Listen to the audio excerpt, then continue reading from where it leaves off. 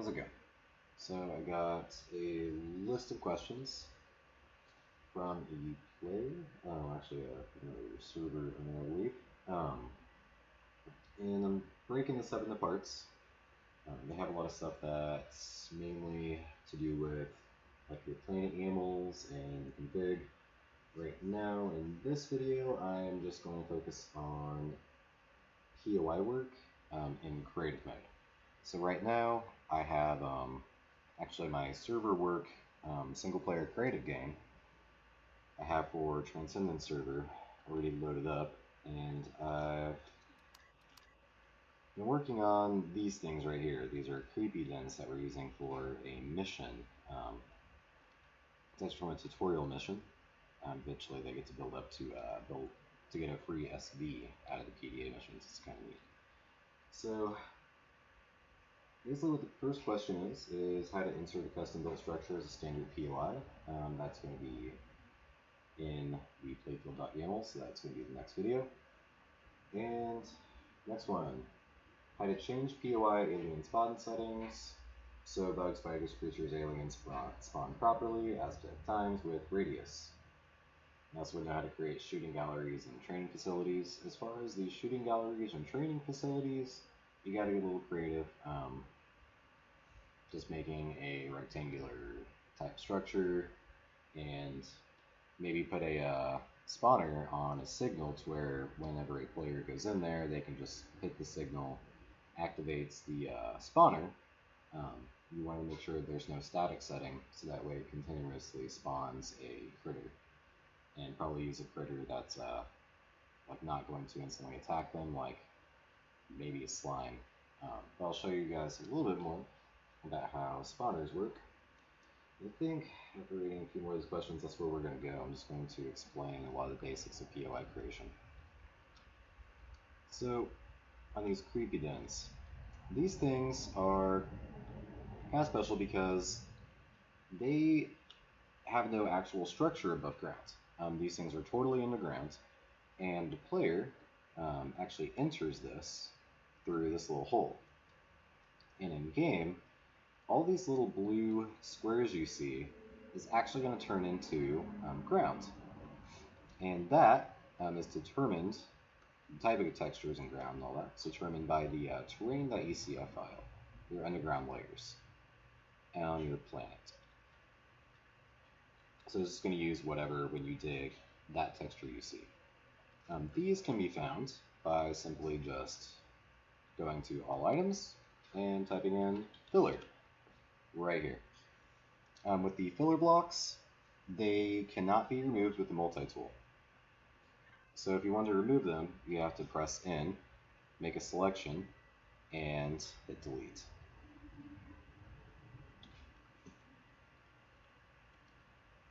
And if you go down here, everything that's open is going to stay open. It's not going to fill with terrain, except for where it stops. If you notice, this is totally flat, and that's a rule of thumb I use for all my POIs.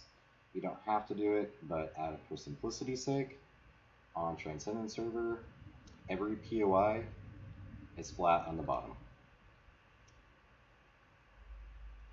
So I have quite a few spawners in here. If you notice, I'm using these guys. It is just this little character looking guy. There's no actual spawner. These are good for using a static amount of critters. You can find these guys right here. It's called thin plate. The other one is spawner pad, and that's for if you want the player to be able to destroy the pad to stop your NPCs from spawning. And those, it doesn't matter if it's static or not. With these, if they're not static, then there is no way the player can remove it. It's just going to keep spawning NPCs. I'll show you where that is. So after I placed it, I'm just going to press P to bring up my control panel. I'm going to go to devices, and he's selected right here. And I have that static on here, and he's set for creepies. So 3 creepies will spawn. No more creepies will spawn after that once 3 are killed. The spawn area I have set up to max on this one because they're going to be in the ground. So I want the player to kind of be hearing a whole bunch of creepies slithering underground underneath of them whenever they come up to this POI.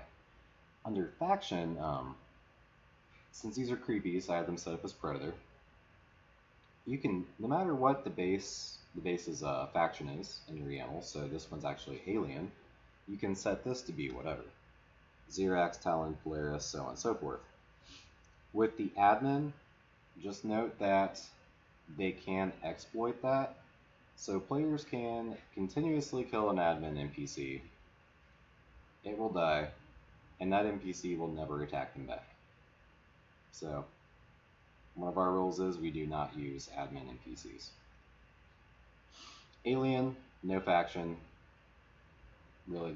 So this is always going to be an enemy. It's great to use with an alien factioned POI. Of course, Prey,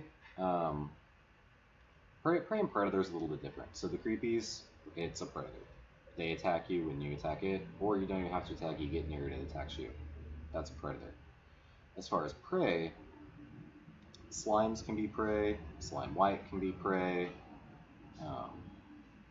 There's not really a lot of options with that.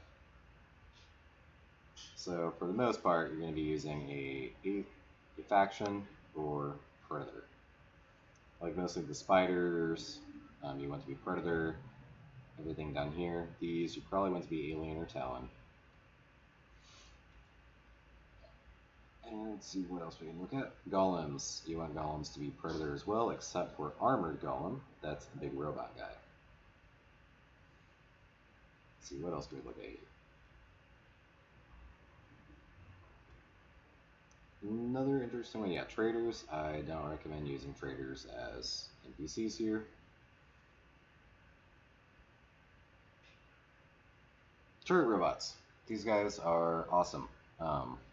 They're the little flying robots, drone-looking things. They will attack SVs, CVs, HVs. They are super annoying. I love them. And they can really be anything. They can be alien, they can be Xerax, they can be Polaris, and fit right into your POI. It's one of my most used NPCs. Yeah, that's pretty much how that works. Interactive setup. This works just like signals. So if you want, say, the player to have to come down here and then say this one spawns, and then you want to make sure that they finish attacking these before the next spawn. Then when they come around the corner, you want that one back there to spawn. You can set up this interactive setup. So as you can see, I have that NPC right there when they drop down, because this is overlapping. That's going to spawn. And this is intentional on this one. But I can adjust this, just like the signals, by using left control for enlarge, and left control and left alt to shrink it. So I'm going to do some shrinking. So over here, now I have it down to where, say, the player would have to go right up on that in order for that critter to spawn. And same thing going upwards, which is number 5. Now it will only spawn when they walk over it. To shrink, Control Alt, down to 1. So first I'm going to bring this back to where it was. No, that's good.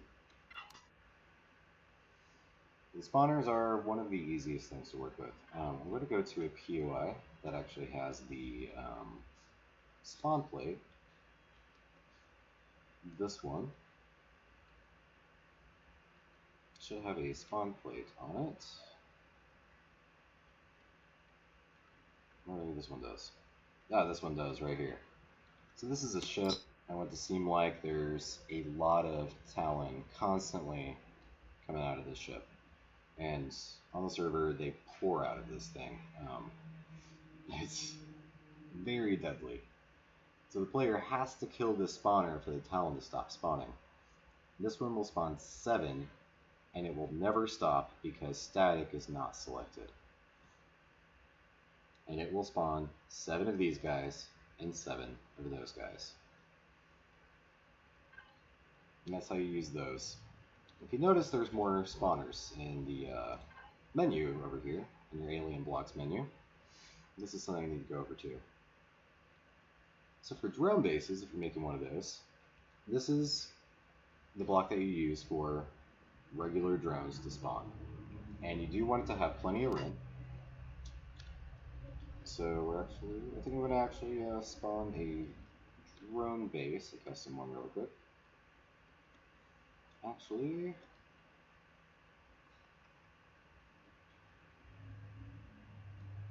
yeah, we're going to use this as an example. So say this is going to be in space, I want it to pop out drones. Right here on this platform, this would be an ideal location for drones to spawn. Of course, you might want to remove weapons immediately by it, otherwise the drones are pretty much going to get shot as soon as they spawn. They're going to get killed. So right here, you want it facing towards the most open location as possible. You don't see these lights, you also don't want it overlapping those. So I got a good spot right here. Yeah, pretty much 3 blocks all the way around is great. And that would be an ideal location for a drone spawner on a drone base. And say this was actually a drone base that's going to be on a planet. I wouldn't do it in a space station, but we also want a troop transport on a drone base. And it's the same concept here. The troop transports are actually a little bigger, so this platform, it's good enough. But like, for example, where these lights are right here, you'd want to remove those. And say maybe spawn it even a little bit farther away from that back wall. So this thing would probably be ideal. Probably way up here. Of course, if you remove flares. And the drones and troop transport, that spawning is all determined via your drone base setup and your planet YAML, playfield.yaml. And for space, the drones are set up via a different way, which I'll go over in another video. So there's no control panel for the drone spawners. We'll go over some more stuff in here. NPC cores. NPC cores are what you want to use for all of your regular POIs, where a player can destroy the core, and they can damage all blocks. NPC admin core, these are great for if you have missions to where they need to destroy a specific block, because you can actually do a check for when blocks are destroyed. But otherwise, everything in that POI cannot be destroyed by the player. Now, debug rifles are the exception. Debug rifles will destroy admin stuff, admin core items. And with an admin core, for every item you want destroyed on your POI, you want to take a pistol, which I probably have one, yeah, right here. Just the regular projectile pistol, shoot it once, and double check with your multi-tool that it took damage. When you save it, you want to save it with damage state. We'll go over more about how to save a POI blueprint in a moment. This is, of course, all of your POI weapons. The ion cannon for planet, which does not work in space, and vice versa right here. Laser turret, the rockets. Rockets are really challenging for players to deal with. I mainly put them on in-game POIs, and there will be 2 on that POI with not very many other weapons, just because of how deadly those are. They will knock out an SV, even with shields, not an issue, fairly quickly. The artillery turrets do a lot of damage, but they're very slow, so a player that's skilled enough to dodge a laser turret can easily dodge these. But if they stay still, they will get blown out of the sky. Of course, we got the sentry turrets. Simple stuff, players can destroy regular weapons. The ones that are retractable, you want to use those with signals and with your signal logic. So say whenever they get up to a certain point, a motion sensor will go off and these will come out of the wall or something. I have an example of a logic puzzle to where actually if they choose the wrong switch, sentry turrets pop out.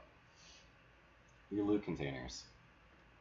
So your loot containers, I don't recommend placing a whole bunch of these guys, but they will automatically fill with loot.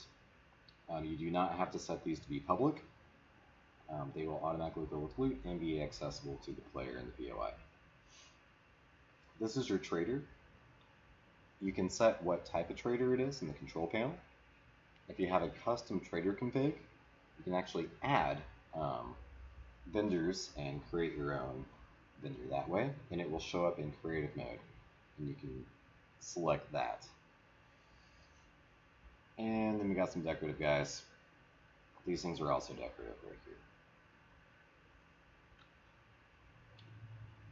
here. Now, as far as saving a POI, so this one's an example of a alien admin cord POI. This one's strictly a mission POI.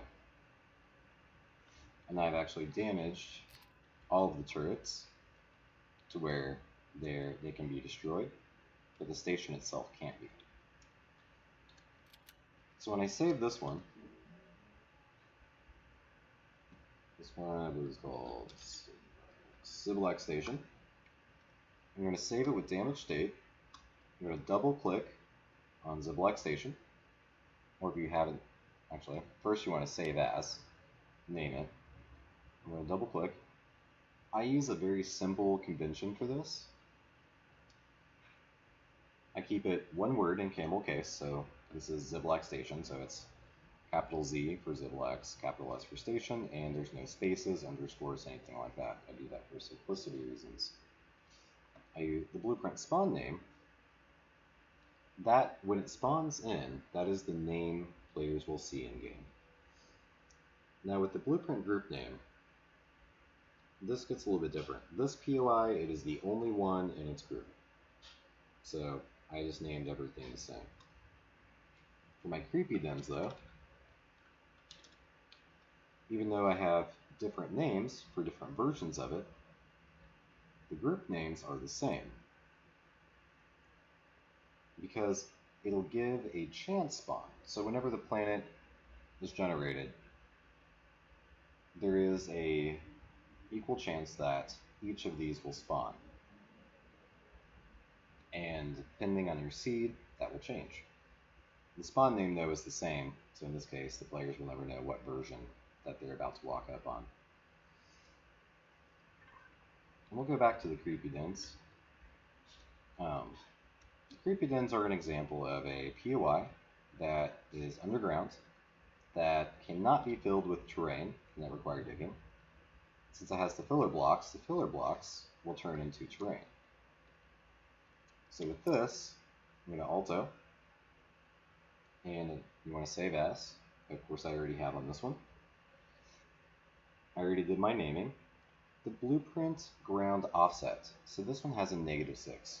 And the formula for this is, since this one's 3 filler blocks high, it is 2, well, times -2 per block.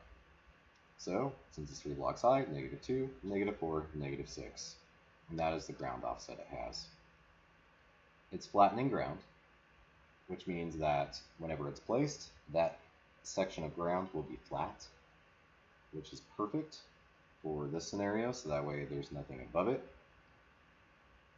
and there's no hills and stuff like that happening. Terrain removal and keep topsoil. These need to be checked.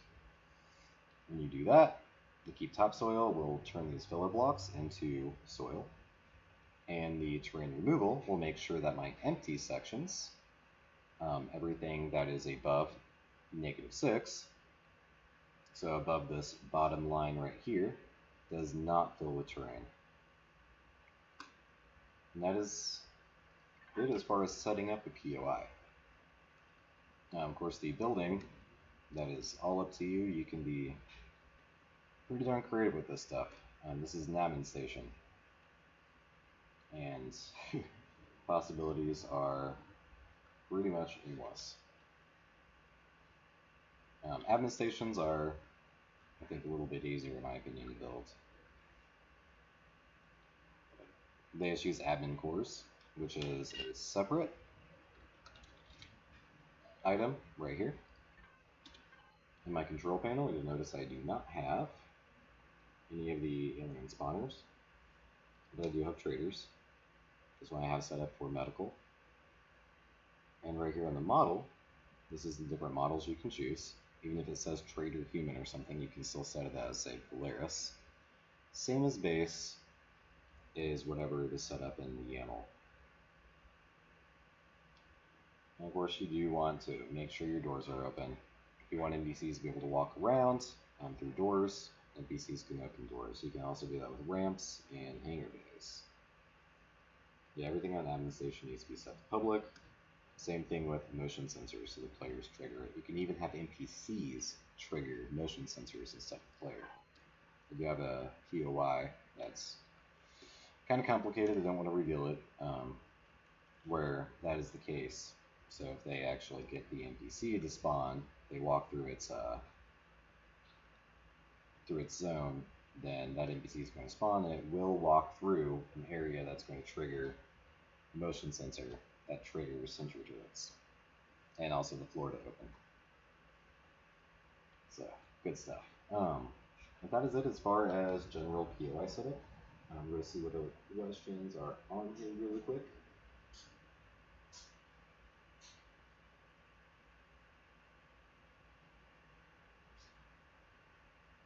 Alright, there was one about loot container modification for POIs or existing POIs. Alright, as far as loot goes, all the loot that goes in these things, I have never modified. And I don't even think there is really a way to modify the entire loot table of the game. I could be wrong, correct me in the comments. But one thing that is possible that you can do is, if I can find it, like in this admin POI, there is a mission to where when they first get here, they have to go to a locker to get items once they come out of this portal. Yeah, right here, this is a personal container. It is found in the creative item menu, personal cargo box. You can set up one. And with this, in the YAML, you can specify what items actually go in here. You do want to make sure that it is set to public. And one thing is too, despite however many times this POI regenerates, they will only get that loot one time ever. So we have personal containers that contain like epic armor in POIs. That's something that I want to keep rare on the server. So they have one chance to get that epic heavy armor, and that is it. It doesn't matter how many times they visit the POI. And same thing with this mission, because they can repeat it daily. So I did not want them getting the starter kit out of here that they get for this mission every single time, because they can just repeatedly sell it. Alright.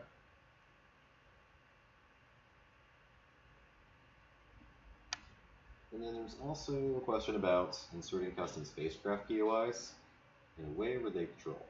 Most of that's going to be done in the orbit YAML. But as far as like custom AI patrol ships, that's pretty simple. You build it just like a regular CV. But there are some differences.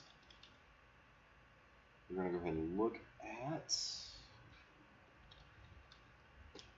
Yeah, let's look at the Polaris fueler I have right here.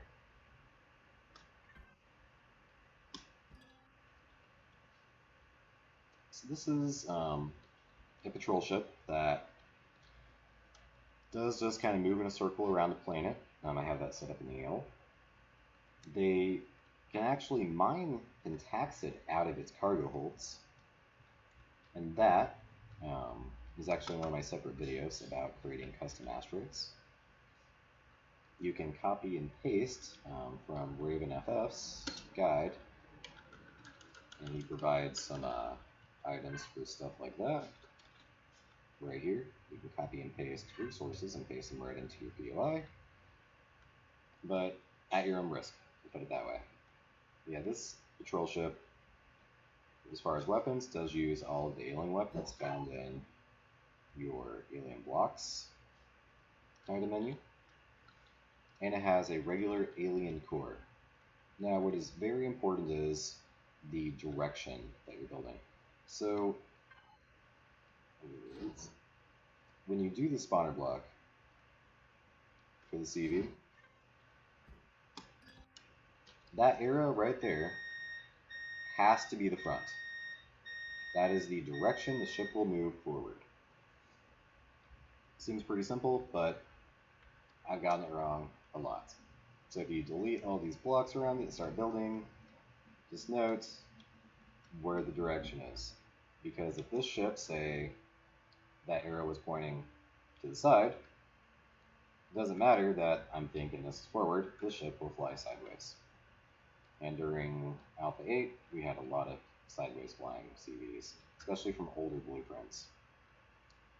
So that's just something to think about. Otherwise, this thing is entirely a normal CV. And originally, this actually was a CV I flew around in Alpha 7, I believe, and just converted it into a AI patrol ship. Ooh, plants. That's another good thing to go over. So in POIs, I'm going to go over back to the ingredients with these filler blocks. You can actually place plants that are already grown. They will say harvestable. And they do not require the growing light or the plot if they are placed on a filler block. And even if the planet is not breathable, has radiation, all that good stuff, the plant won't die. Though when they pick it, it's not going to grow. That is the difference. It could be wrong in that. There could be a way to get them to grow, but probably without grow light and different conditions. But at least it won't just be a dead plant when they get up to the POI.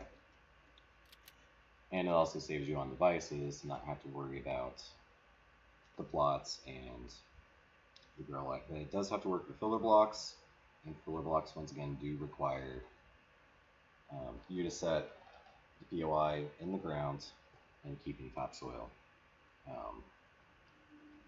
You do not want to also, like this POI, top of the ground's right here at the top level. So if there is a filler block up here, nothing is going to spawn there soil-wise.